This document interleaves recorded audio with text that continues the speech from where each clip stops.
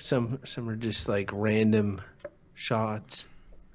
That one's pretty good. Oh yeah, I used to just take them while you guys were going blah blah blah blah blah. It's the 27th of October one. That is the money one for me. That's hilarious. What is the money one for me? Okay. All right. I'm testing sound here. What is the money one for me? Okay. How do you guys get by being in such shitty resolution? How can I make you 4K? Oh my god. With 4K already. I'm already sick of it. With HDR. You know, here, Bo, allow me to explain a more. Yes, I know. You let angels jizz in your mouth and you're like, 4K. This feels like watching 4K. Bo. I don't know how the mouth make you see better.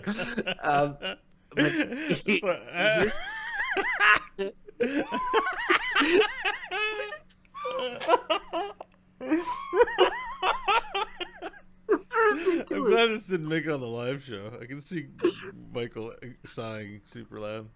What are you talking about? Oh, you were paying attention. Never mind. I was not paying attention. So I just said. Crowd was like blah blah blah 4K is so great, and I'm like, yeah, you already told us how it tastes like angels coming in your mouth. And I meant eyes. He's saying eyes, but no, I said was like, why did you change it to mouth? I don't understand how in your mouth would make you see better. God, this doesn't make any sense. I like how I have a mental image of like a giant angel dick ejaculating directly into Crofton's eyes, while I assume he's also masturbating. It's a horrid image. It's that he's also masturbating. That's HDR is like. If that's what it is, I don't want it. You love it. Why? You don't know it till you tried. And it's like not the first time you said it. You're really excited about these angels. Now, here's the thing: is like I've been reading up on this HDR stuff because I'm amazed at how crazy good it is. But it's just fucking TV. I know, but it's just like it's such a jump. I wasn't expecting it. So you probably want to get a second one and unload that old piece of garbage you have upstairs, eh? Huh? I'll take it off your hand. So, question, Bo, what would you do in this situation? So, my PC is more powerful, so I can get games on it, but believe it or not, PC games almost uniformly don't have HDR. So the console version they have 4K resolution for games now. Whoa, you're getting mixed up. 4K and HDR are two different things. They have 4K resolution, but they don't have HDR. That's the stuff. What the hell is HDR, anyways? High dynamic HDR range. Technique using. Dude, it's the lighting and the colors. I see. Yeah. Until you see it. Oh, I have it on my iPhone. I can take my image in normal or HDR. Okay, dude. Until you see. Is that what HDR is? I have that too. Oh my god, you guys Rob, you're just a stooge. Don't even know. Someone's like, it's hardly any different. Just put HDR and write up a bunch of shit, and all the suckers will eat it up.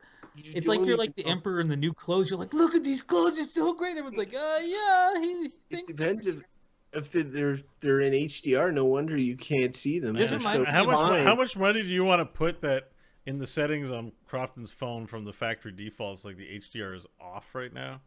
He's like, HDR is so great. He's like, go to the settings. You don't even know. I'm arguing with dummies. Once you come. I think I have an HDR TV. You do not have an HDR TV. But Bo, you know what this is like? This is like when Crofton was all into. Remember when they ruined all old movies by putting them at 128 frames a second, and it looked horrible, and everyone hated it except Crofton, who said, "But they said it's better, so I like it better." No, this is better. Awful. It was so bad. Like I remember watching, what was it? Indiana Jones and the Temple of Doom, and it was just like they ruined it. Wait, is it one of those curved ones? No, it's not a curved one. Trust me. Look, I can't even bother explaining it to you stupid idiots. You know, it's funny. Before you got on Crofton, Bo was like, we need to make sure Crofton doesn't talk about technology for like 20 minutes. And here we are. You failed. Half an hour. I'm fairly certain I have an HDR television as well. Okay. Well, do you have a PS4? I don't know. But like, what's that? Do you have a PS4? No. Okay. Doesn't matter then. You can't. Unless I'm not you 100%, but I've got the Samsung smart TVs. I don't know. Maybe I don't. No. I don't know. They have it now. If I could buy a smart TV now with HDR. Oh yeah, you could. I did. It's amazing. Okay, so who's introing? Why don't you buy a second one for upstairs? Why don't you buy me one? Wink, wink. How much would you give me for that TV upstairs?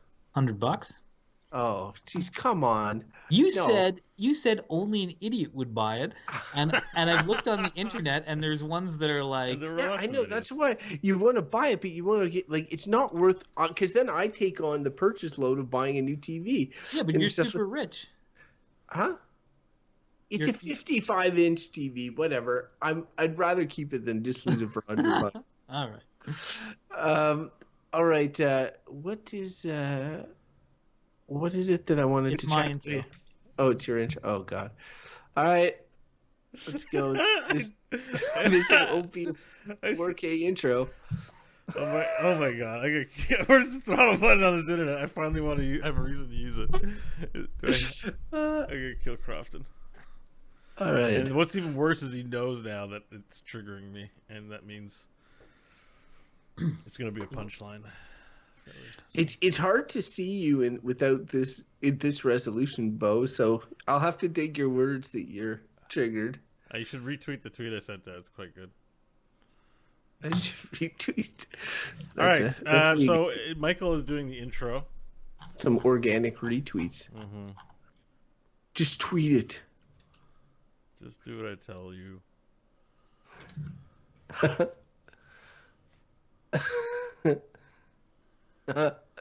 It's funny because it works with Mike's pose in particular.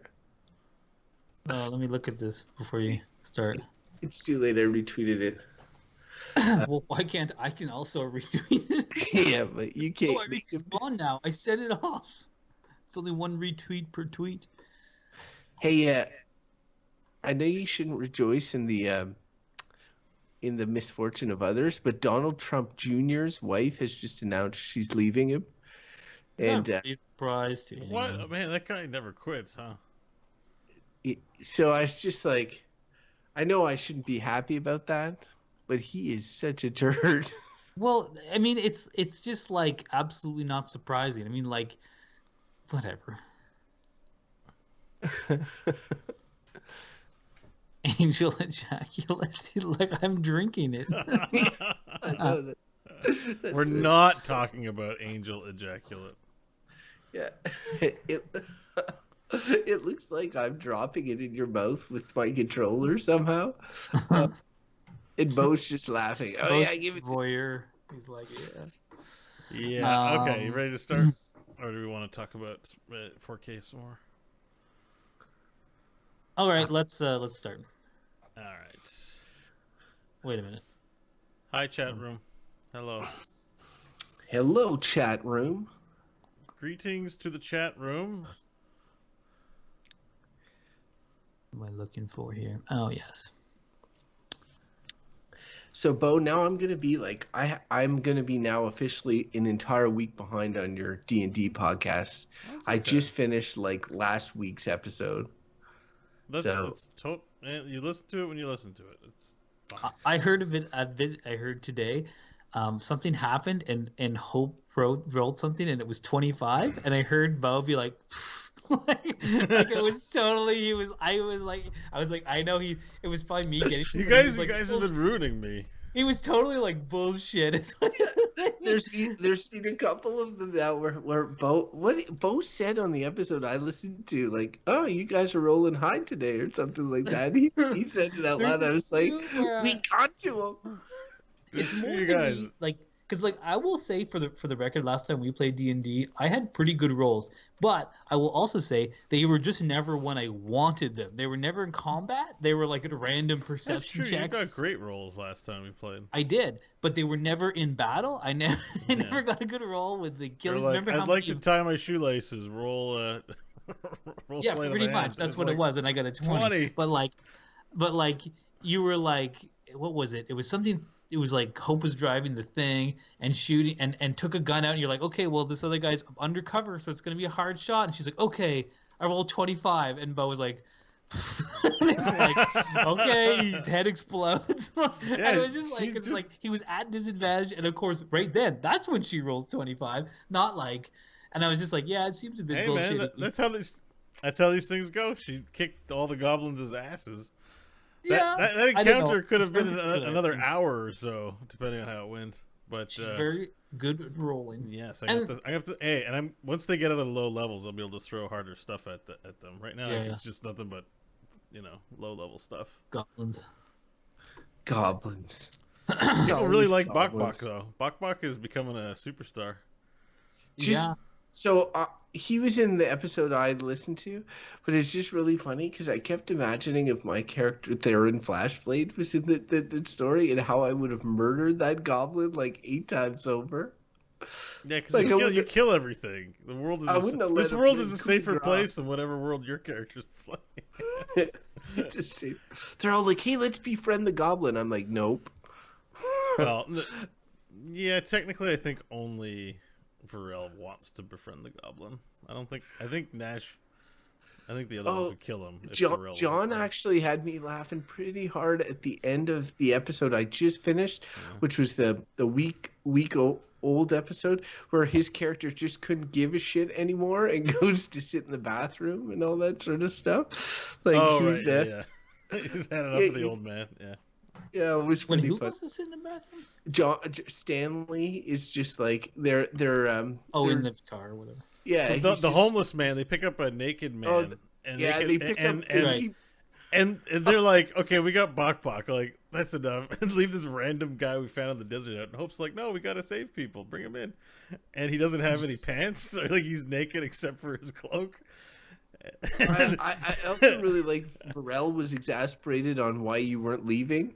And those moments of exasperation I find very funny. Anyway, enough about that, Joe. Let's do this one last thing. I did really enjoy when Scott went to check on the well and then left town, and John kept saying, "Yeah, and then you left town."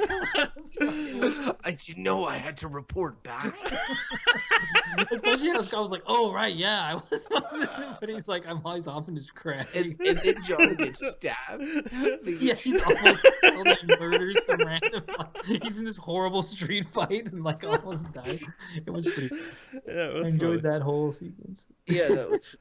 That was really funny. I'm glad he did that. It made me laugh a lot too. Alrighty. Speaking of which, I gotta plan the adventure for next week. But for now, we're gonna record a show. I think maybe the ejaculate tweet kept some people away. Probably. Yeah, I think so. It didn't keep Lord Shaper away though. Good. All right. So good, bad, or bullshit episode 218 begins. Ready for it, Mike? Yeah. I'm not. 1 second. Begins in 3. I'm going to do a Crofton style intro today. 2. It's to spite him. I'm looking forward to it. It's going to involve 4K. Hello and welcome to the Good, Bad, or Bullshit podcast. Random topics, unrehearsed conversation, and quality reviews. I am the 4K HDR resolution flat screen TV of this podcast. My name is Mike Hodgins. Yeah. And of course with me is the high def original plasma flat screen TV. I'm talking about Bo Schwartz. Yo, what is up? Bringing the pixels to the show. Indeed. And of course, the one and only black and white cathode ray tube television, Crofton Steers. CRT in his house. That's a bad television. Cathode ray. You know, there's lead in those. Yes. They're toxic waste. Also, very heavy, bubble screen. Watched during my childhood. You know what? I'm nostalgic. I'll go with it. It's no HDR 4K. I'll give you that. Well, that's what they say about me. How are you guys doing today? Doing good. Good. I'm doing real fine there. Real fine. My wife, it was her last day at work today. And now she's off on maternity leave, so baby could come anytime now. Actually, at the rate Bo publishes these episodes, baby will definitely be born by the time you're listening to this. It'll be like a damn it, you're breaking the fourth wall.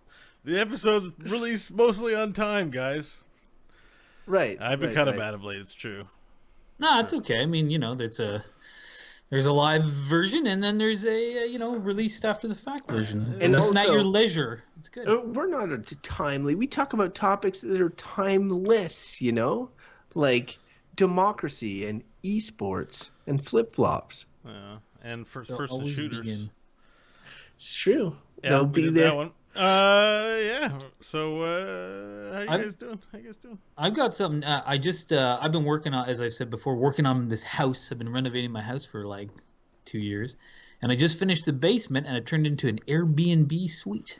And I'm excited to have some random guests come and stay in my house. So, and it looks gorgeous. Any listeners out there find themselves in Ottawa, Canada? Is that the basement of your old house? No, my current house, the one I live in. Oh, the one you're like actually basement, in but it's now. a Oh, interesting. basement. That's crazy. Basement. Yeah, walks out onto a park. I didn't realize it was that one. I thought it was maybe the last house you were in. So that's cool. It's nice. That place is awesome. If you want to live in Mike's basement, now you can. Do you have a URL? Maybe a listener would like to stay there. It's only maybe. What is it? $59 a night? Right now this is a discount.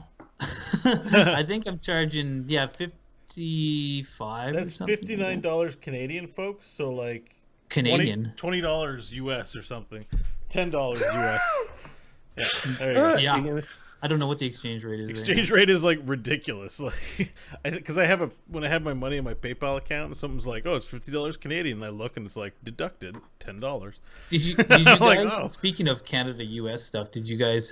There's like Donald Trump was always like to talk about his trade deficits. That U.S. has a trade deficit with all these countries, and this big news story came out where he admitted that he lied to Justin Trudeau, our prime minister, by saying that there was a trade deficit. Like, and then he said, "I just made it up. I didn't know if there was a trade deficit." And then apparently there isn't. They actually have a trade surplus with us, but he just made up that there wasn't because he just makes up facts. And I'm like, that reminds me. Truck. Oh yeah, that reminds me, in pro wrestling, there'll be two characters that will be like, slagging another character, expecting that they don't watch the show or see them on live TV. He's like, "Oh, I'm glad that Justin Trudeau's out of the room. Hey, everybody, I just told that stupid idiot that we have a trade deficit. We have a trade surplus. I didn't even know." This is live, I told him that. He's too stupid to know. He'll never hear this, right? No, I saw it. Now we've dated this podcast. We have. And we're about to get our own Donald Trump here in our province of Ontario. Brother of former crack-smoking mayor Rob Ford. Doug Ford, his brother, is now maybe going to be our premier. So we have our own Donald Trump. I like how, because usually people put like an adjective in front of your name for the thing you're best known for, like. That's what he's best known for. Crack smoking man. Crack Technically, smoking. that's the thing he's most well known for is being brother of the crack smoking mayor. The thing he's next most known for is dealing hash. Oh, yeah, but he said he didn't want to talk about stuff he did in high school. That's ages ago, right? I guess he must have only graduated when he was 40 and failed like 28 times. I know we brushed over the B&B stuff real quick, but I just want to point out how this is going to be a defining moment on this podcast, this episode, because I have talked about how I have an upcoming child. Mm-hmm. We know that by the time we record the next episode of the show, likely I will have a child, or maybe. And so there'll be tons of stories moving forward about my other child, and this is the last time that other child won't be around. And it's also the last time Mike will not be operating an Airbnb. And you know that we're going to hear tons of stories in the future about his Airbnb tenants. I think that's a bad policy to No, it'll be after that. He's like, "Oh, I just had some Airbnb tenants. There's all sorts of stuff on the wall. I don't know what it is. I got one of those blue lights. Blah blah blah blah."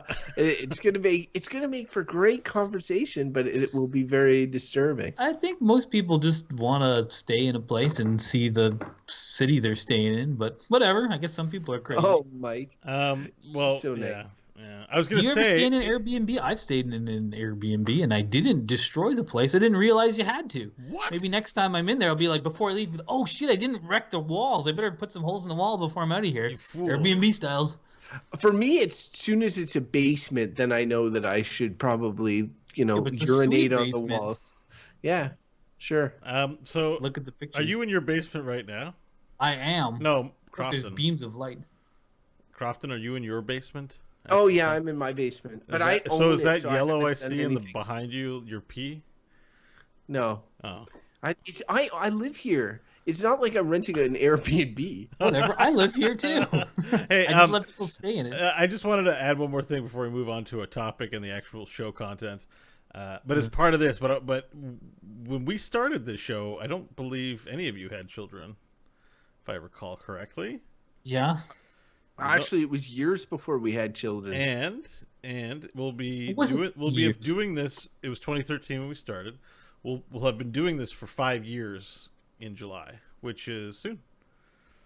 Yeah, we had a year of doing this before we entered into parenthood. Yeah, so it's interesting. Those were the days. But you know what's kind of nice is that you can look at these videos and this document as a record to give to your children, and that they will totally not listen to. Although maybe when you're dead, they will. That gives me a good seg, Bo. I'm working on, and I'll officially unveil it on this show, but I'm working on you remember Ryan Murphy, who guested on this show one time, and we should totally have back, incidentally. Well, he and I are working on a parenting podcast. So I think that'll be great in terms of being a record of like ridiculous parenting stories. I'll be like telling some sort of story about Gwen that week. There's a lot of funny stuff that happens, but I'm not going to bore you with it, Bo, because you hate children. Well, I don't want them, but I don't hate them. Interesting. So you're at the point where you're ready to announce yet? Like that's no. Well, it's not official, but I'm just saying I'm working on it. Well, get working. Well, now you're committed. In case you find out. Yeah, you put it out in the public domain. In like 3 years, we're going to be like, "Hey, Crofton, what happened to that?" Listeners will be like, "Where's the podcast? What happened to that parenting podcast?" You're like, "Oh, parenting got in the way of doing the podcast about parenting." I'm about to have a child too, so all right, maybe one of those things will happen. Speaking of something happening on the show, Mike, would you like to carry us to our main topic? Yeah, let's do. For anyone new, because you never know, every episode is an episode. Possibly a new person is listening for the first time. That tweet I sent out today promoting today's show is sure to get one or two curious listeners. So we have a machine that we keep in Mike's garage. Actually, it's powered by diesel, and it was designed to pick topics at random. So the whole thing was engineered before like computers and fancy stuff to produce random topics. But of course, it's been updated since then. It's got a little ticker and everything. But it's mostly arcane technology. So what you're about to hear is like Mike's gonna go flip the thing and rip the choke or rip the pull cord and start it up. So there's the sweet sound. Listen to that thing go. And it creates a lot of exhaust. So Mike actually smokes. Smokes. He inhales the smoke. I was exhausted just listening to that. Oh. Well, because you've been doing this for 5 years. It's not new to you, but it's new to somebody. Well. Are we going to do this every episode? You know what? Sometimes I wish we had what this topic is about today. Time travel. That's a topic. We could go back and redo our first episode. Actually, this is interesting. I was thinking about time travel this week. By the way, awesome topic already off the bat. I like topics like this, time travel among them. I like it too, but remember, I also like science. So science is often a damper. Yeah, listen to this. So this isn't good, but tragically, we lost Stephen Hawking this week. Noted scientist. And I mean, I was going to say tragic, but I'm like, it's shocking that he lived that long. No, I know. ALS for 50 years, like that's unheard of. It's true. He did pretty well. He did pretty well, and it was a good thing. I don't mean that. It's just I say it's sad because I might start making light of him and laughing at him a little bit, in I think a positive way. But the one thing that I did hear about, and I think you told me this too a long time ago, is he actually held a party for time travelers. And he spent a bunch of money throwing this party, and he said, if time travel exists, they'll have heard, because I'm, a notorious figure, they'll have heard that I held a time travel party, so I'll promote the time and put it in the history books as much as I can, put it on blast. That way, time travelers, if they'd like to confirm that time traveler is a thing for the purpose of sciences, they will time travel to this time and come to the party. And he spent, I don't know how much, but an inordinate amount on this party. It was a very formal party. No one awesome. showed up. What? Oh, no time travel, folks. Stephen Hawking is a genius. Is like, and like, yeah. So I guess we're gonna start this off with a sober note that I actually believe, but I don't want to believe, is that time travel, at least going back, impossible.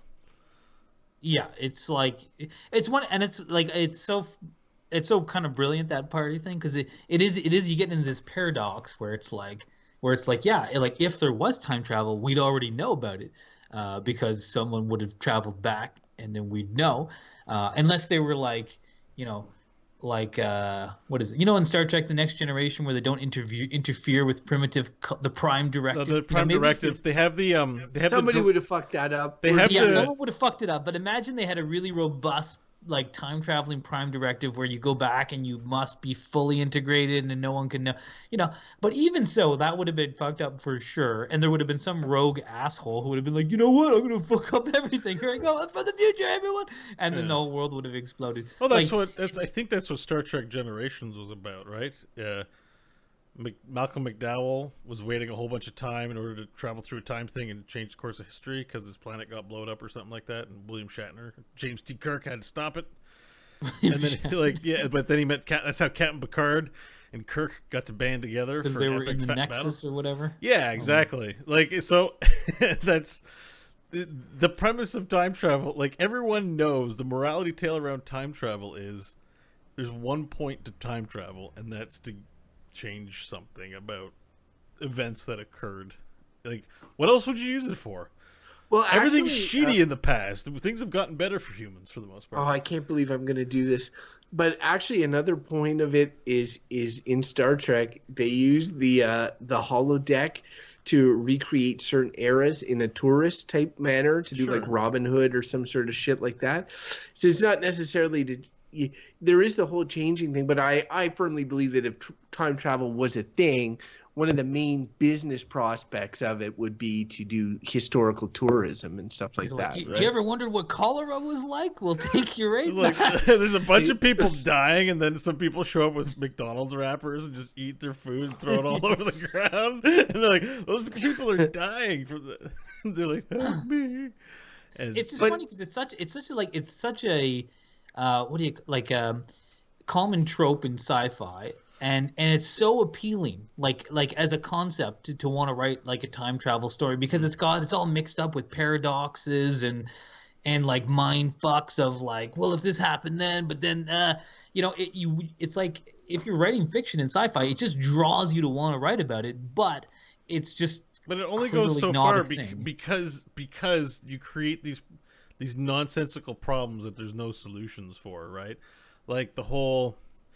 If you go back in time and change something, and are you even able to return? Do you return to the new future? Do you disappear in the past? Like, well, it wasn't there that, like, what I was just saying, like, I think there's a common thing where it's like if you go back in time and shoot your grandfather before your father was conceived, that's a paradox, because if you do that, well, then you never existed, so how could you have done it? And it's just a cyclical loop of like, okay, it's a paradox, and that's like the whole problem in a nutshell. And if it did happen, and there's all these other things where people like, but there's, people will talk about like, oh, well, there's quantum, they talk about it a lot of stuff in quantum, where there's all these parallel universes. There's a lot of like, there's a lot of scientific theory which says that there's a real likelihood that there's an infinite amount of parallel, almost identical universes, and that if you start dabbling in time travel, well, it's like, oh, you're just creating there's an infinite parallel universe, you're just creating a new one, so you never mess up a timeline.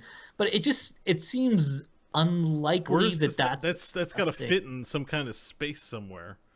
Like the thing is, it's like, so we look at it as a different plane of existence. When you're looking at these branching paths, they don't exist concurrently in our space. They exist in some other space, like we can't see. But is it in our space? Like, where is it physically? Because physical matter does play an important role in all this, and so. But I think when they talk about this, and some of this is based on, I mean, the parallel universe thing, is that they'll do this. There's this famous experiment with particles called the two-slit experiment or something like that, where they can fire one particle at a time through a slit, and it makes this different kind of wave patterns. Anyways, Google it if you want to read the full thing. The two-slit experiment is very interesting. But basically, like, they can get it down so they shoot one particle, but then it's behaving like there's other particles interfering with it. And their thing was that the only explanation was that there's particles in another dimension, like right next to it, that are interfering with particles. And so there's like real world science which says there are parallel dimensions, but like this is all just sort of speculation and theory. So if we're to jump into being like, is this a thing that in time travel you can actually go to these? Yeah, I just don't think so personally. It's much, but time traveling to the future is sort of possible. Yeah, but now I mean, Crofton, I'll let you jump in here in a second, but I think mostly we're gonna have gotten these sobering real world facts mostly out of the way, that it's not likely, or we're nowhere near figuring that out. It doesn't look likely. It's a really good fiction device. It makes for great stories. But and that's true. And like, it is funny because you guys touched on some of the movies and stuff. I think of movies in particular, and like one recently enough I watched was Rian Johnson's Looper, which Ryan, his name is Ryan. And but there was also three of my favorite all times are Back to the Future, Groundhog Day, and 12 Monkeys. All like, and when I say favorites of all time, I'm talking favorite movies of all time, not favorite time travel sci-fi movies. They just happen to have that element. Like my top 10 favorite sci-fi time travel movies are like all the ones that were ever made.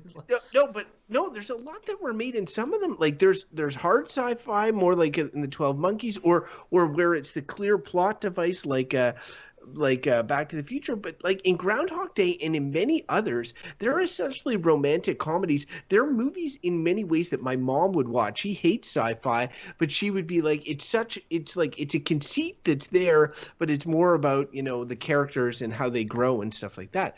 But what I find so interesting about it as a narrative concept for fiction and stuff is the layers that it can be given. It can be played for laughs. You can totally easily play it for laughs. It can be played for drama or for character development, as what Groundhog Day does. Groundhog Day is about one man who just keeps waking up over and over in the same day. And what's interesting is everybody else restarts that day. They have no memory of whatever, but he takes with him anything that he learned that day, anything that whatever, he's just doing it again and doing it again. So he like learns to play piano and is good at it the next day. Like, but it is interesting when you think about it. You're like, okay, what would happen? Like maybe that's how somebody like me comes to being, like somebody who's so good at so many things. It's just because like I'm reliving these days. Like when we do these podcasts and I'm always the best one, it could be because I'm like in a time loop and you guys are just doing it one time and I've done it like 15 times before. You're like, you need probably another 15 or 20 there, Crofton, to really get it honed in. Jesus, I knew you were going to say that. But like, so even like, I mean, it is fun in plot device and stuff, but it's sort of like, why would you really want to do it? Go back in time. Like, what's the point? Well, I got a couple of. I mean, let's do a little thought exercise and say, hey, it's possible. You can go back in time. What would you want to do? The first thing I think of, I'm like, all right, give me some lottery numbers. Let's go. Let's win that.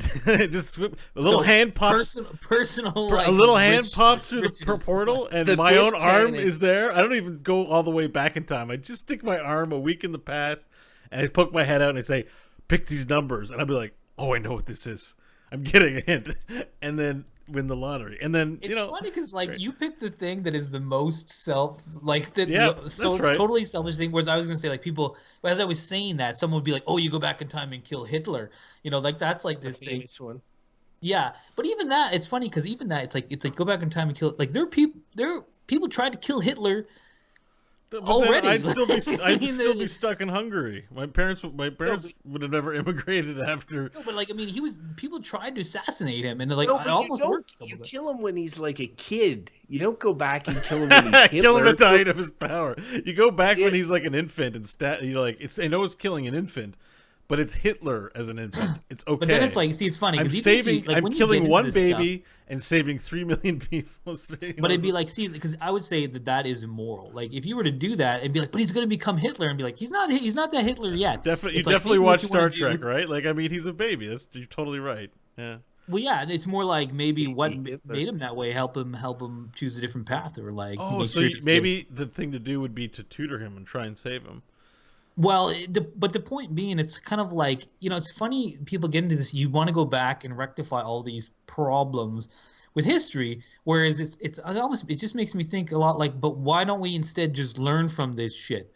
It's like people are like, if we go back in time, you can fix all these mistakes. It's like, why don't we just learn from the past instead of trying to go back and change it and be like, well, probably because it personally affected you in some way. Like, if I felt personally affected by a big event, I'd feel incentivized to do something if I had the power to do it. If you don't care that much about it, then you'd probably say something like what you're saying, right? Yeah, and you get into these situations like Bo's right about your question to what would you do, right? What would you do?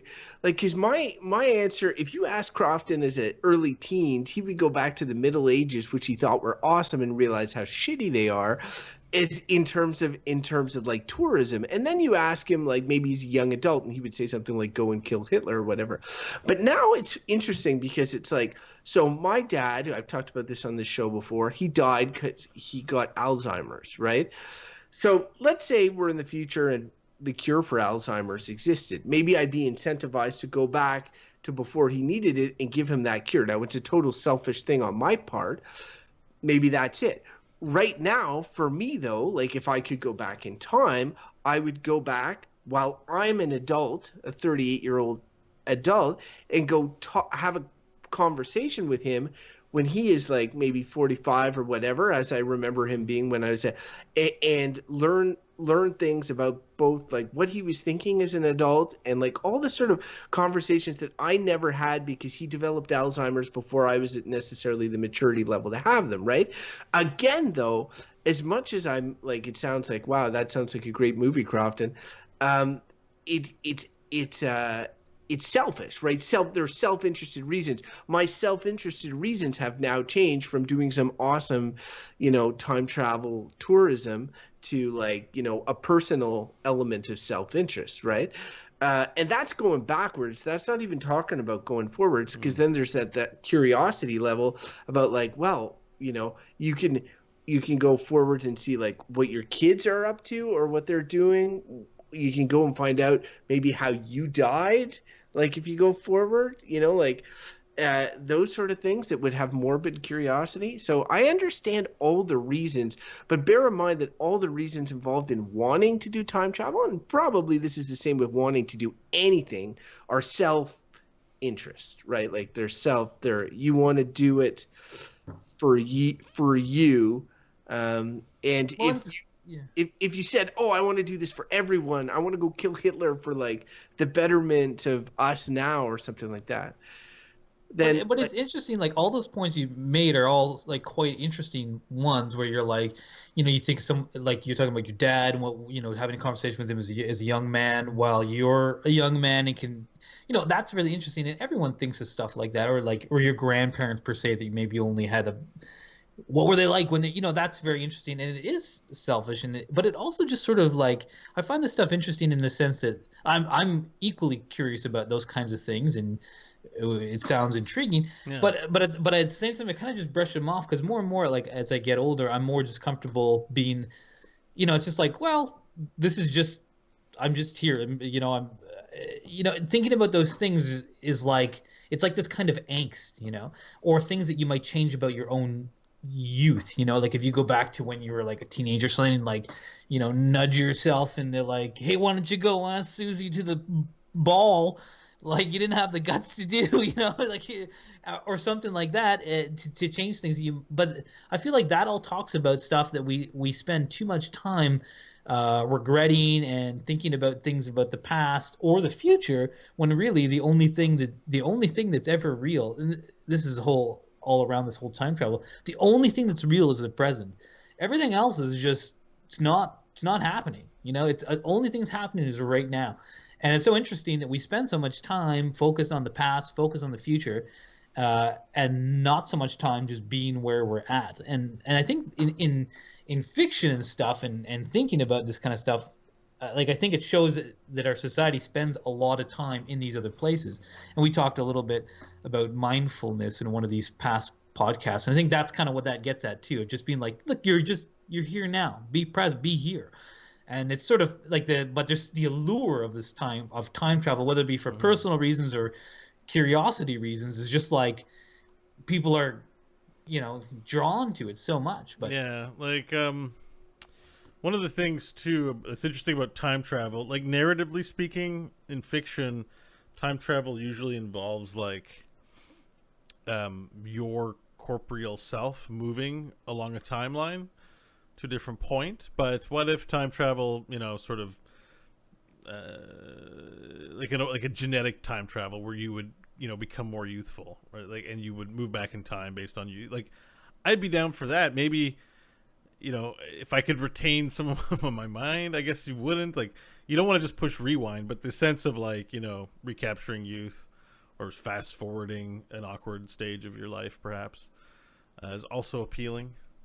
I don't know. There's kind of no point to try time travel, right? Like, but it's funny because even that stuff, you're just like all these things, like even like go back in time and tell your younger self about something. But it's like you wouldn't be the person you are now if you didn't do all those things that you did when you were younger. It's a good and point. If you can get to a place where, and I feel privileged and happy to be at this place where I'm really happy with who I am and I like who I am and I'm content with my life. It allows me to like let everything go about the past and be like, well, all those things maybe I do have regrets about, but I let them all go because I'm like, well, I like who I am now, so I had to do those things to get me where I am.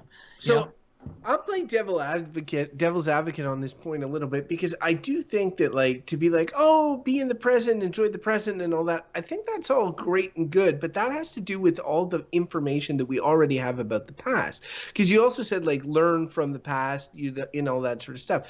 Well, that's important. The time travel that we do now is essentially having access to history and access to all these things.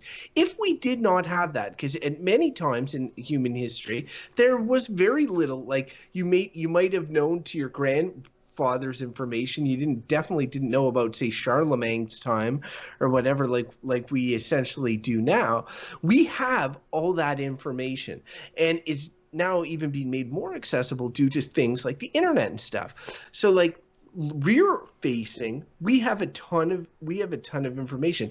It's not time travel per se, although you can argue the virtual time travel. Now, if you go on Google Maps, you can go to like a neighborhood and you can go through like different years they did Street View or whatever, and you can already see sort of the progress. At one point, that's going to be ridiculous, right? And so like there is a value there to inform sort of us moving forward, and the fact that I can access all that is really, really cool. So then it's like, right now, in the present time, I can access all that. So that's great. But what if I could access even into the future? What if I could keep going? Or what if I could access, what if instead of going to Street View, I could actually like teleport back to that time? I definitely see what the appeal is.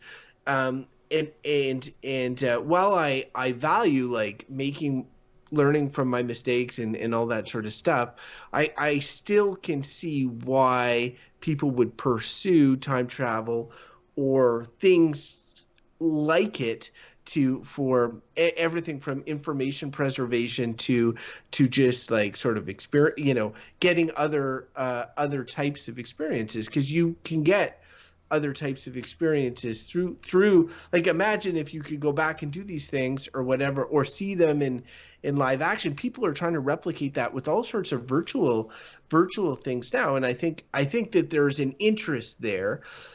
I'm not saying that if I could make time travel a possibility by snapping my fingers, I would, because I see all the dangers associated to it and all the things that could possibly go wrong. But I definitely see the appeal. It all ties into selfishness, though. It's appeal for me personally. I like to use all these things personally. Well, and I think that keeps coming up as a thing, and I think that's a pretty big component of it. Like you want to do it just because you want to. But I want to talk a little bit about going forward time travel, because what's interesting about that, like Crofton, you talked about like a kind of a sci-fi idea, like go and see how you died or whatever, and that's neat, but that's not possible. Just like going back in time is not possible, but I think as you guys probably are both basically aware that it is possible to go on a spaceship. Like if you have a spaceship, most people know this is pretty basic kind of sciencey stuff, and you can go near the speed of light, that your time frame will be very different from the one say on Earth. So if you go in your spaceship and you scoot around the universe, and even if you just do loops at near the speed of light for like 10 years your time, and then you come back to Earth, it might be like 200 years have gone by. And that's a fact. This is old science news, you know. This can happen. And what's interesting about, as we're on the cusp of like a new kind of era of space flight, and as technology increases, we might get spaceships that are able to go something like, you know, maybe not the speed of light, but maybe things like 60% the speed of light, 70% the speed of light. That's going to really change if you send people on multi-year missions to do things. Like if humanity conceivably is going to get to this point, that you're going to have people who go off and do something for 10 years and come back, and they find that their children are the same age they are now. This is real stuff that could happen, and it's really interesting because it's not really science fiction, or if it is, it's hard science fiction in the sense that it's totally within the realm of possibility. And that is going to have like huge social ramifications and weird stuff. Is it like, you know, if you're... It doesn't sound like a good thing. Like there's no purpose to just traveling to the future with no way back for no reason. Well, no benefit. You could see the purpose being something like, say you're a super rich person and you're just like, and you have a lot of money and resources, and you're like, the world sucks. Like say World War III is about to break out. You're like, you know what? Let's hop on my time ship and set it to 90% the speed of light, and I'm just gonna go, and you just hang out in the spa and do some reading for a year when you go around the solar system at the speed of light. Come back to Earth. It's now 100 years in the future. You're like, hey, looks like still it's a desolate wasteland. This sucks. Okay, let's do another year. Well, that's the thing, is that it's a gamble. You have no way of knowing whether or not society rebuilds itself. Well, you don't. But say you come back and stop every year, and it's now 100 years later, and you might come back and it's like, oh, things are rebuilding. This is like this new hope and era, and you land your spaceship, you'd be like, hey, look at me, it's Donald Trump. Here I am, the most tremendous person from the past. And then, you know, you can just live there. So you can see that everyone's going to be able to do this, but some people couldn't advertise this. I think if that happened, like if someone stepped off a ship now and said, I got on a ship during World War I and II and skipped it, now I'm back and I'm a huge... a person would be hated for you know, spending maybe a huge proportion. Like no one would applaud that person for coming back. But actually... But they probably would, because they would be branded a coward, right? But you know what would happen? Because the same thing that was like when Crofton was talking about information, like imagine that was true. Imagine it was 500 years in the future, and one of us got on a ship and then came 500 years in the future. People would be like, "Oh, whoa! Tell us what 2018 was like. We have all this stuff, this internet stuff. Tell us what it was." You know, I think there would be a curiosity in being like, "Oh, there's something."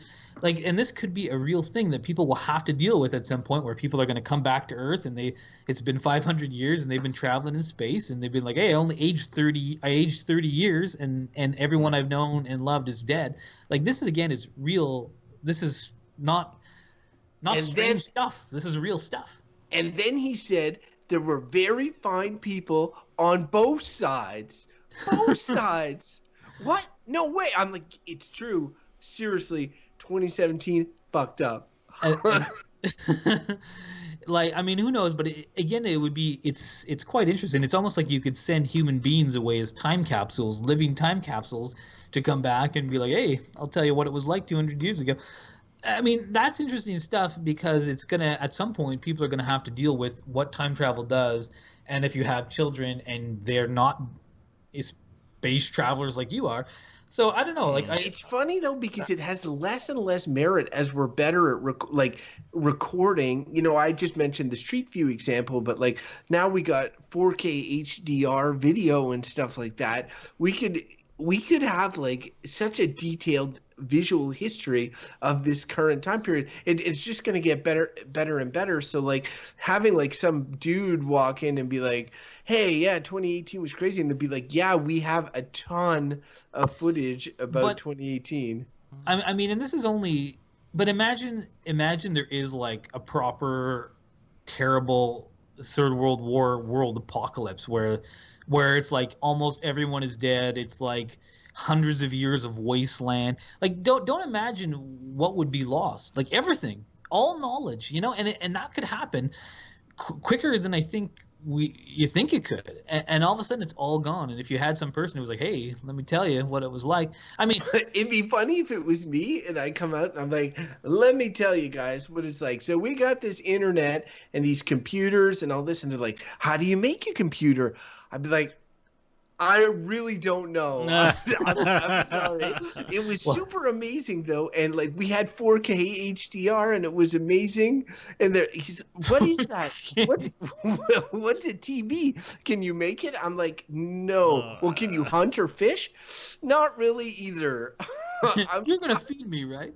I can't do much of anything. You're like, you know what? Actually, I'm just gonna get back on the spaceship. Good luck, guys. I'll be back. You guys have flying cars here? You know what cars are, right? No, I don't know how to make those either.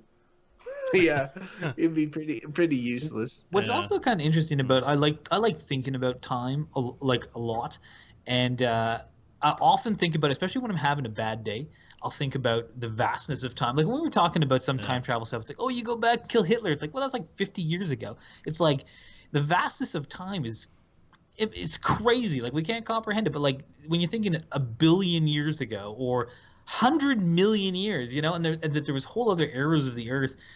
And I like thinking about this stuff whenever, like, I have say I was at work and my boss would be talking about some like administrative bullshit that was really bugging me, and I'm like, all this fucking shit does not matter. In 100 million years from now, no one's gonna give a shit about any of the bureaucratic crap we do today, and that's true.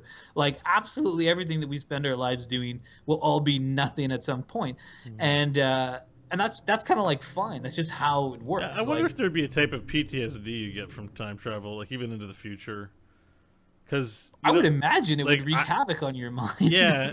Like I think everyone thinks they would be tough about it, but really, all of your social connections are gone. You're way behind culturally. Like everyone's like, "Here's a schmizzle blue," and like I don't know how to work it. They're like, "What? You from the past, Neanderthal?" You're like, I am. Well, that was like Captain America when he's like exactly when he's unfrozen or whatever. Like everybody he knows is dead. Yeah. The war that he was fighting and devoted himself to, no, that's resolved. You know, at least his side won. That would have really sucked to be like, yeah, the other guys won. Like it's definitely would be a strenuous thing on the mind, and that's why that forward with no way back, and I get the Mike's point that it's the only logical way of experiencing anything resembling time travel would not necessarily be a desirable option for anyone. Well, I think they talked about this living on Mars thing too. Is also when we did Mars, I think the idea was that there would be a big sort of time discrepancy or whatever for the people that went to Mars. I just want to make a quick aside because I had a funny thought about Captain America. Just like, because Captain America, he's about America, right? Like he's named after the country. He's a patriot. Yeah. And I just like in the universe that like no other country has it. There's no Captain USSR or Captain like. I thought there was Nigeria. One. It was called Red something. Well, there's villains and there's other superheroes, but there's no patriot hero. There's no like because I was just thinking, but there's no like Captain because Crofton said, "Oh, it's a good thing his side won." And I'm like, man, Captain Germany's probably pissed right now. Captain Germany wakes up and he's like, "There's no Nazis." Oh wait, there are some in the U.S. So I'll go there. Bo, you are forgetting about our Canadian superhero, Captain Canuck. Oh, good Christ. Okay, well, that's one. That's one. Sure. Okay. Yeah. I'll give you that one, but you know. Why? Before we get off on. Sorry, because it was just funny to me. I was thinking, what's going on with Captain Germany? he's like, nine, we lost it, boy. Oh no, put me back on the ice. Yeah. So agreed. It would be not good if Captain Germany came to the future. He would be sad. Yes. Because they didn't win. But what I did think was interesting when Crofton was talking about, you know, you go to the future. Or you do these things and all these people you love are not there anymore. And it's always interesting. Have you ever known, like I had a great aunt who died about 2 years ago, and she was 90, I want to say 96, pretty old. And she was like, I'm ready to die. She was like, when she would talk about it all the time, she kind of wanted to die. And part of it was because like, her time was gone. Like she just felt like everyone she loved she still had children, but like all her peers were gone. You know, like her era was past. And this is, I think, is in some ways, it's not that it's super common, but like my wife's grandmother, would say that all the time. She's like, oh, I'm ready. I'm just ready to go. Because once you're like out of your own time, the time that you're comfortable in, like right now we're in midlife, you know, we're totally comfortable in our societies. We have our peers, we have our friends. But then imagine like you live to be 100 and it's kind of like, you know, if I live to be 100 and you guys are both dead and all my friends are dead and, you know, your kids are alive, but they're doing their thing, you know, they're of a different generation. And maybe at some point you're just like, you know, my time's gone. And I wonder if you, in movies, they always make it seem like you just integrate well, but I wonder if you just wouldn't. You'd be like, oh, I miss my time, because we're kind of all products of the eras we live in, the cultures that thrive in those eras. And if you all of a sudden we're in one that was even 50 years ahead, you might just be like, it's not where I don't feel like myself in my own skin. And I think there's probably more truth to that than, you know, it's nice to just think you go into the future and whoa, cool, look at all this stuff, and you're just like, you'd probably be like, oh damn it, I miss my friends. Yeah, they're all gone. Like, unless you could just pop into a portal and jump right back the moment you started feeling, you know, bummed about it. Like, I think it's the coming back. Has to happen to make it actually something you'd want to do. Yeah, because I think time travel is a permanent option. Because travel is not a permanent option. If you go on a trip somewhere, if you're traveling, the idea of traveling is that you're coming back to a home eventually. You're done.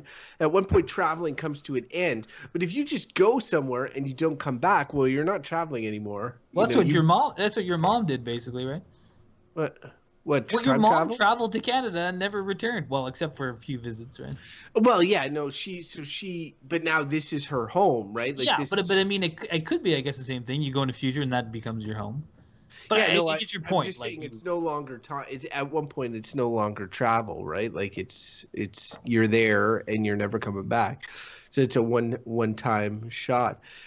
In terms of the time travel, the thing about it for me that is so difficult in rendering verdicts, which I know we're wheeling into, is it doesn't really exist. Like, I mean, there are ways that you can think about it, like Mike, you were talking about the being in a ship and all that sort of stuff in the late years, and that is in a way time travel, but it's kind of being in different locations and time moving in different.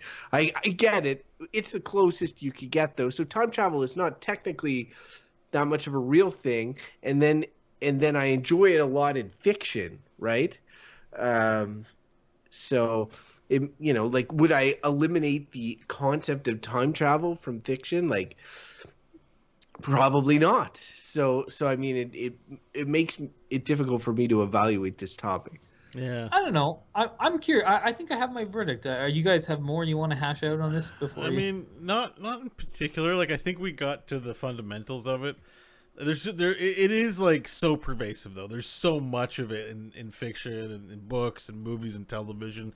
Like, the idea is kind of old hat, actually, for a lot of us, right? Like, there's nothing novel about it, but it does seem like it's such an overused device, you know. And it's it's just easy to reach to, and I think you don't have to know anything about science fiction to try and write a think piece about different, fish out of water stories about heading into the past.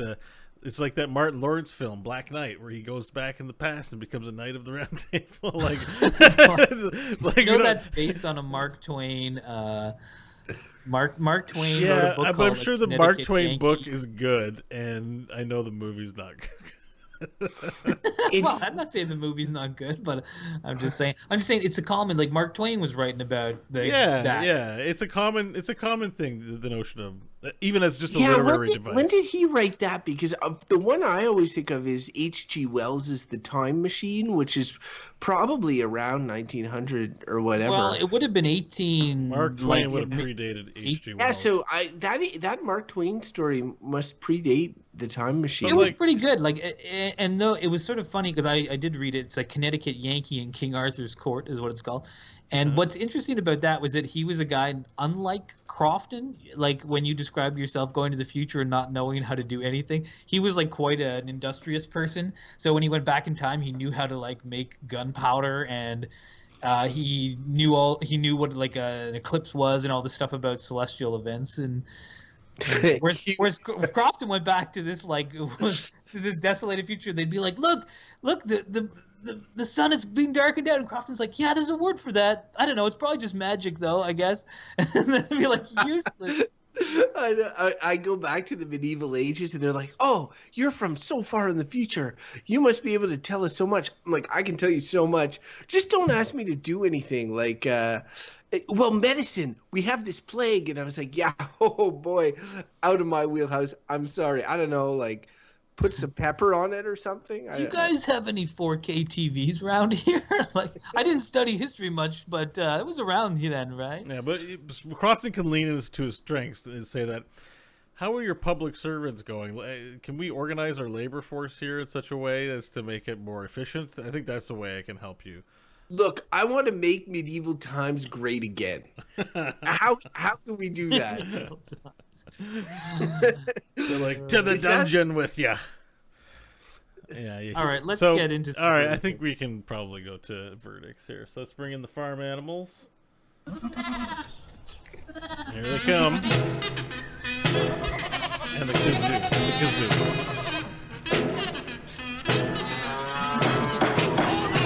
Order, I said. Order in the court. Order in the courts. Michael, you should go first. All right, since I seem to have a verdict. So, time travel. I'm going to say, to me, there's an obvious verdict for this one, but I'm going to take a stance. It's bad. Time travel's bad. So, let me break it down a little bit. You go back to the past, you're going to fuck something up. if fiction has told us anything, you'll do something and it'll screw something up, even if you thought it was a good thing. So don't mess with the past. It's not going to work. Bad. In fiction, I think it's now an overused trope, which is cheap and boring, and at this point no longer creative. It was creative when Mark Twain did it and H.G. Wells 150 fucking years ago, and now it's just like, okay, come on, get an interesting idea. And in terms of like the real possibilities of the future time travel with when people are going around at the speed of light, I think that's going to cause real issues, probably class issues and other sociological issues, which will probably be negative. We can't tell. So that one I'm a little unsure about, but I just think I'm going to just stand on bad. I just think we should forget about time travel. And, there's lots we can learn about the past and speculate about the future, but really live in the now, try to like be at peace with that, be good with that, and you'll be a lot happier than if you're thinking about changing the past or changing the future. That's a bunch of bullshit, and it's just a waste of your time, so it's bad. All right. I can go next, but I just have a little side thing to add because I wanted to Google what the first time travel short story or novel was. And Mark Twain's book is like 10th on the earliest on the list. The actual earliest is like this thing called Memoirs of the 20th Century. And Rip Van Winkle is among them, and A Christmas Carol. It's Time Travel and A Christmas Carol by Charles Dickens. Yeah, but he only goes ahead like... But it doesn't... we don't have to say science fiction. He goes back. To Christmas Past. I mean, they don't deal with it's time travel. They don't deal with the time travel as a science fiction issue. Like how, like how did I get back here? Explain it to me. They're like, oh, it's a literary device. Just go with it. I'm a ghost.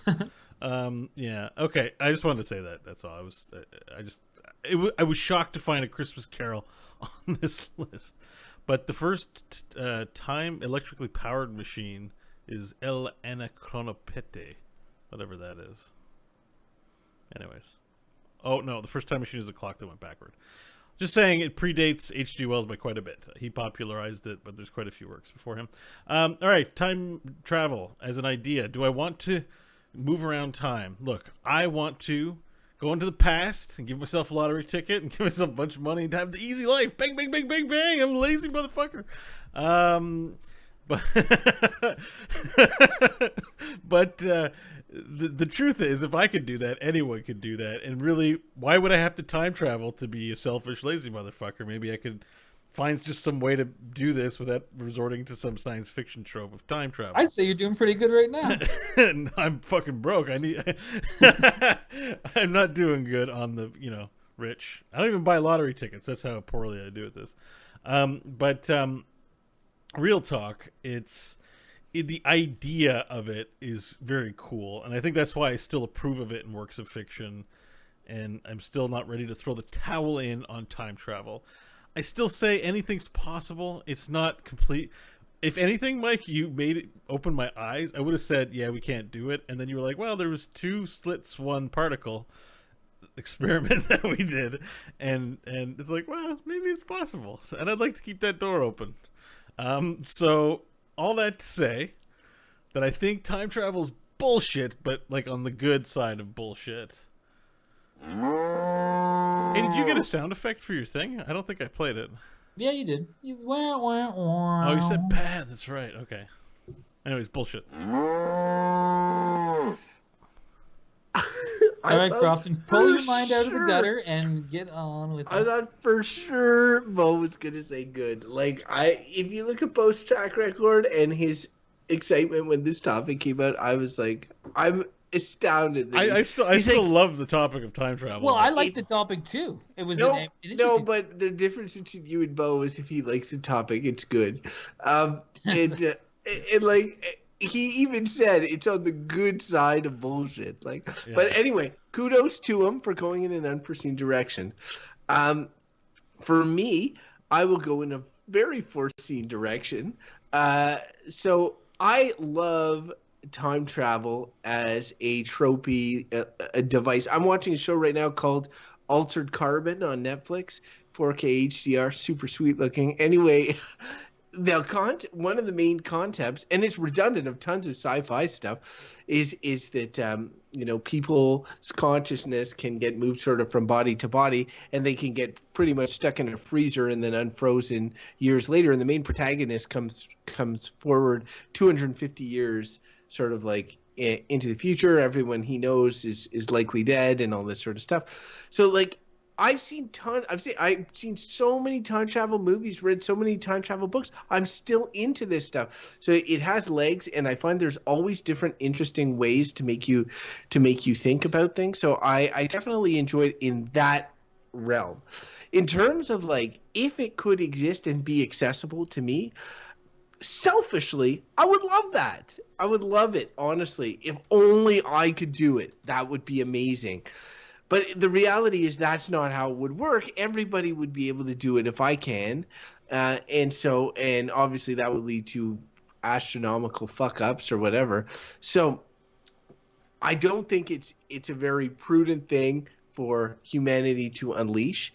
I see the appeal of it, but it's also not something that I ever, as the example of Stephen Hawking's party proved, I think that it's very unlikely that this is ever going to be something that goes past the versions that we discussed on this show. So it's a nothing thing.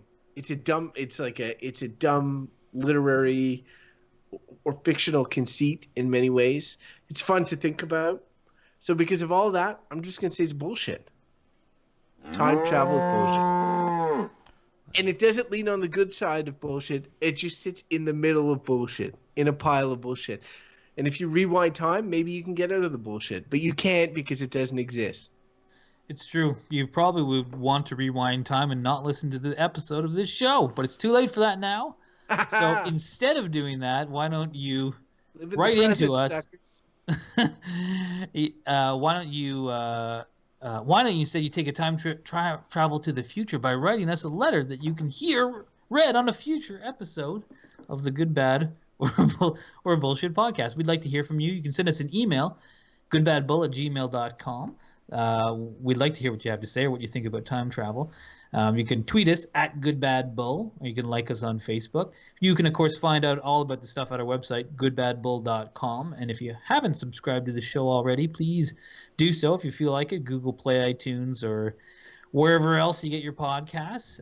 And, of course, we also rely on the support of our wonderful patrons. Send us a few dollars here and there and help keep the random topic generator going. So we really appreciate the support for all you patrons. And if anyone wants to donate to the show, you certainly don't have to. It'll always be free, but you can.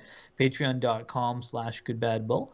And, yeah, that's about it. So if you want to follow any of us individually, you can do so on the Twitter. Bo, you're the most prominent Twitter person. Where people you can follow me at Bo Schwartz on Twitter. That's it? That's it. That's all I got. You can find me there. Am I supposed to promote something? There Will Be Dungeons at therewillbedungeons.com. Core Heroes, heroesforyou.com for the Heroes of the Storm show.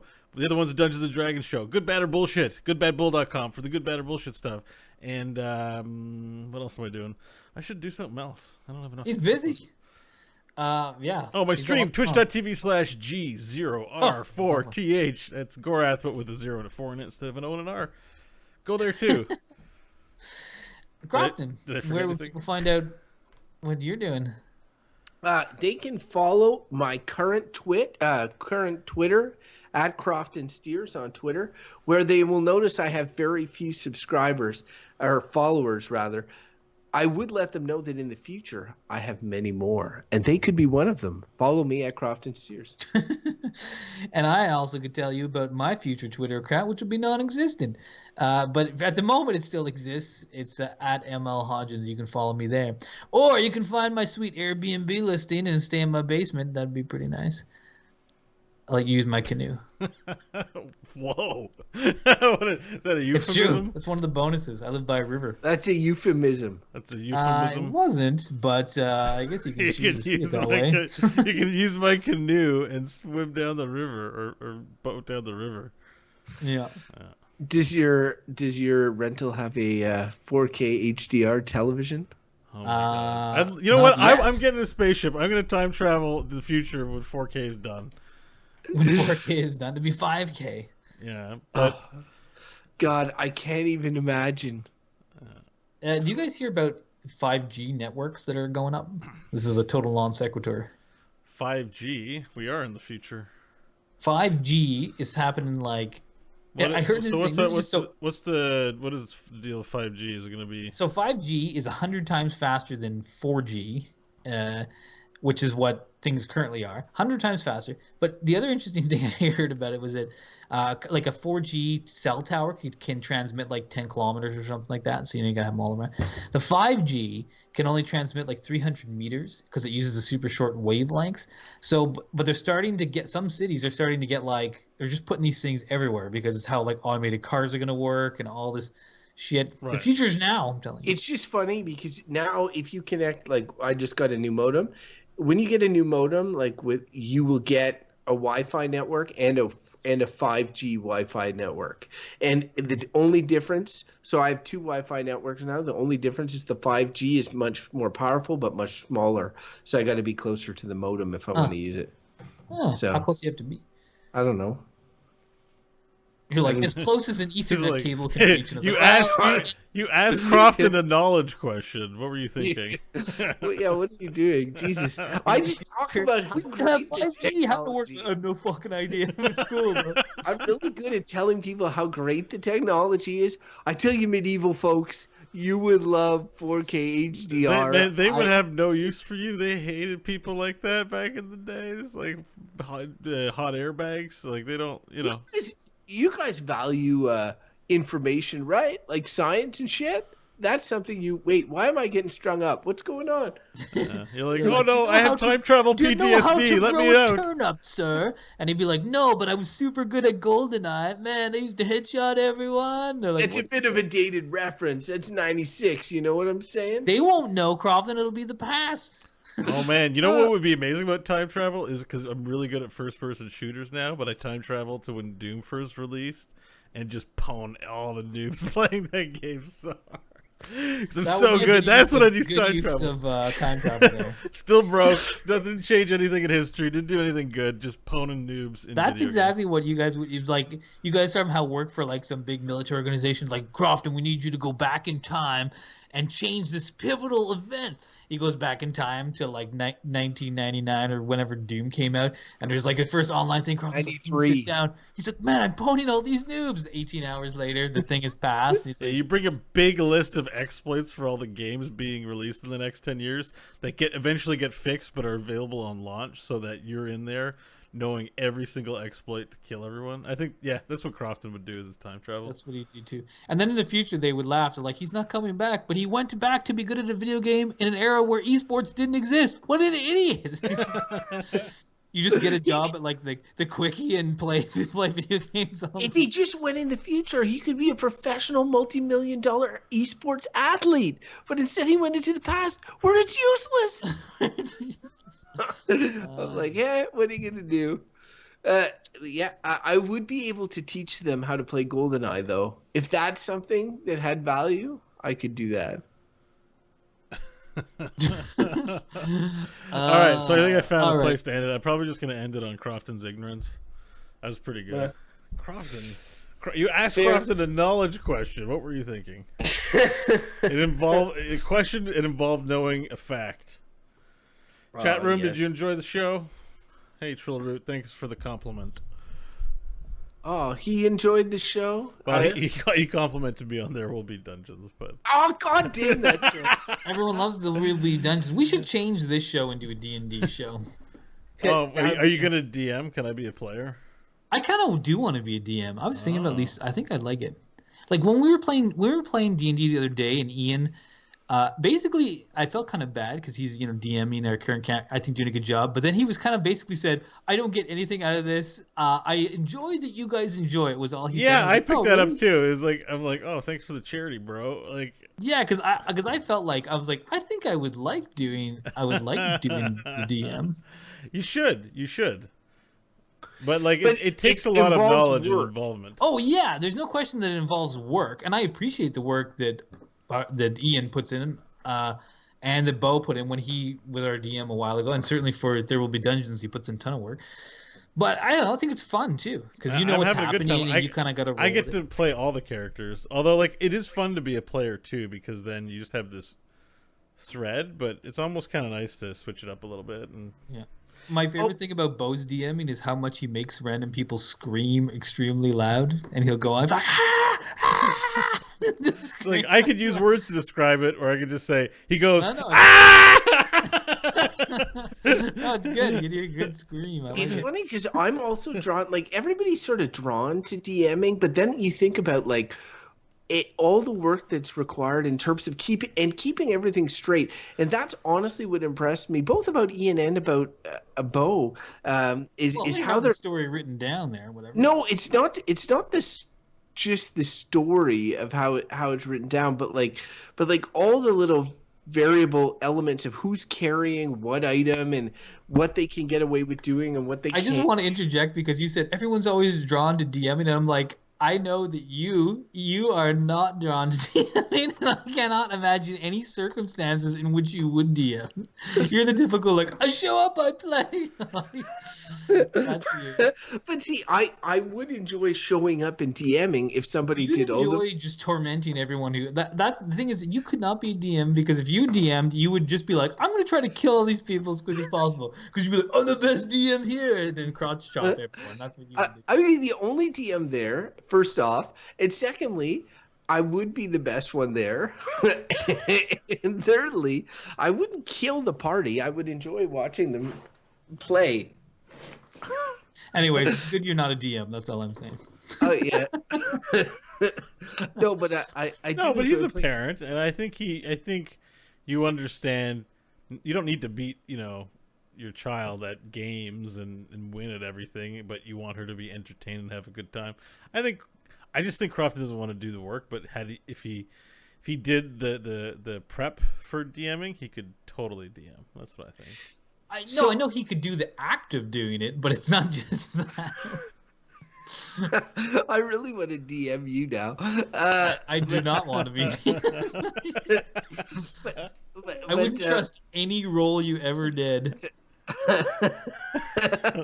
I do think though, like if say we wanted to take a break from GBB and replace it with something else for like the summer or something like that, that rolling a D&D campaign or something like that would be pretty interesting. Like it's a pretty big shtick now. Correct me if I'm wrong, Bo, but like there's a lot of Well, I mean, I can't do another D. I don't have the bandwidth to do another DM. I could be a player.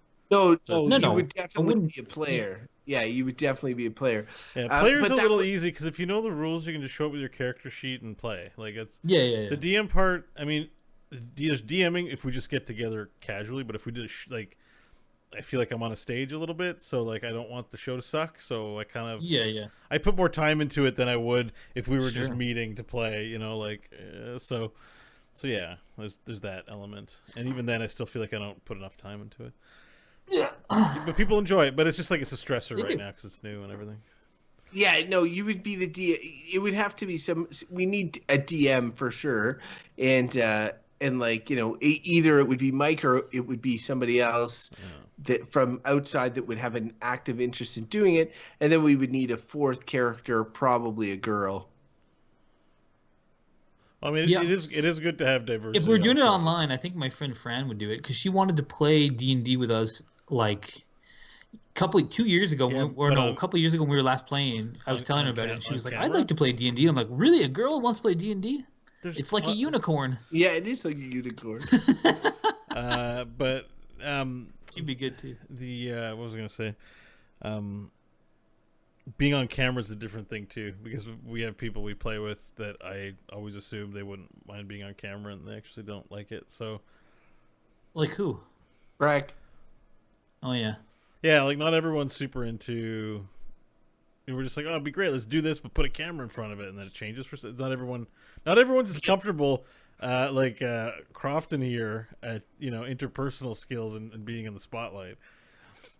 I just want to point out something I pointed out to Bo last time because I was complimenting him on how, like I said, it must be tough doing that There Will Be Dungeons podcast because nobody ever sort of interrupts each other. Like someone will talk and then someone else will talk.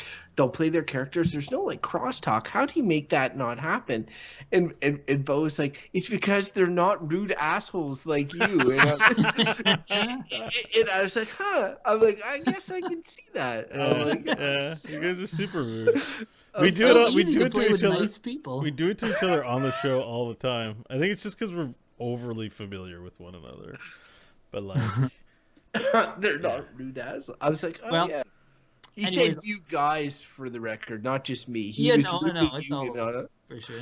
I'm gonna head off, but all right, let's say bye to the chat room. It was lovely performing this show for you, the Dungeons and Dragons of debate. But Trillroot says if we did D&D, he would for sure watch it. It's weird because also Lord Shaper said Crofton, my son, has started playing D&D at school. And I'm planning on running something for him down the track, which is awesome, Lord Shaper. But I read your sentence as you were saying Crofton, my son. Like Crofton was your son. Crofton, my son. Wow, if you named your son after me, Lord Shaper, I really appreciate it. Well, I would say think of your life choices. That's what I'd say. Oh, Crofton, my son. There's a third way to interpret that. Isn't Crofton like an Australian name? No, he was saying it like Crofton. My son plays D&D at school. I know. I got that eventually, but I read it a bunch of different ways before. No, it's because my mom told me it was much more common in New Zealand. When I kept asking, everybody would be like, Crofton, that's an unusual name. But then when I went to New Zealand, I realized that was bullshit, and I just told them all it was more popular in Canada. But so yeah. So where does Crofton come from? Your name's great. I love it. It's unique. comes from a baby book. I found it highlighted. I've met other bows. It'd be funny if you found it in an old box and it was like satire baby names, and then you're like, Mom, this book is a satire baby name. She's like, oh, is it? Oops. It's a Mad magazine. It's like a Mad magazine. Baby names are all like weird. It's just funny though, because I picked up I've been looking at baby names based on the having a baby thing, and looking in the books and stuff like that. It's like my name is not in there. It's like I've met and know other bows. I know of another Bo Schwartz in the universe. I have never heard of another Crofton, ever. There are like hundreds. There are thousands of bows out there. You guys might find this hard to believe, but I've met a few other Michaels. Michael's a great girl's name, by the way. Star Trek Discovery really turned me on to the Michael as a girl's name. I like how that's let's just use the most common boy name and give it to a girl. Now it's turning on its head. Hey man, yes, Drew Crofton is not common. You should follow you named your first daughter after Gwen Stefani, I understand. So you should just think we should call your second daughter Rihanna. That's what I think. Isn't it Brittany? Isn't Brittany the name? Brittany, how about Celine? I think you should call her Celine. So did I tell you about the Spider-Man connection between all the daughters, Steers daughters? Oh, so it's gonna be Mary Jane. That's what you. Well, it's like I told Jessie it has to be, but she's like, no, it's not gonna happen. But so Gwen Stacy, my daughter Gwendolyn or whatever. Nick's daughter's name is May, Aunt May. Aunt May. Yeah. Except spelled M-A-E, not. Then you have to go with Mary Jane. And then Dev's daughter's name is Anna, and Aunt Anna is Mary Jane's Aunt May, like Aunt Anna. Oh, really? I have an Aunt Anna. Yeah, I know. I'm just saying, in a void that would be fine, but with May, Anna, and Gwen, we should just pretty much call our kid Mary Jane. Seems like it's the Why don't same. you call her Peter Parker? Peter make a good girl's name. That's true, actually. Asshole. That's true. Actually, just call her Spider-Man. That'd be the best. Be my daughter, Spider-Man. Especially when she's like a 30-year-old, she's like, God, I hate my dad so much. I can't believe my mom let him get away with that. She was tired, dear. She was like, I was heavily drugged up after the birth, and that was on the birth certificate. You're like, Jesse, I think I found a name. She's like, what, Crofton? What? The drugs are pretty heavy. How about Spider-Man? It's pretty awesome. She's like, yeah, whatever. I'm in so much pain. And you're like, what should her middle name be? Venom. Spider-Man Venom Steers. Lovely little girl. She'll become a lawyer for sure.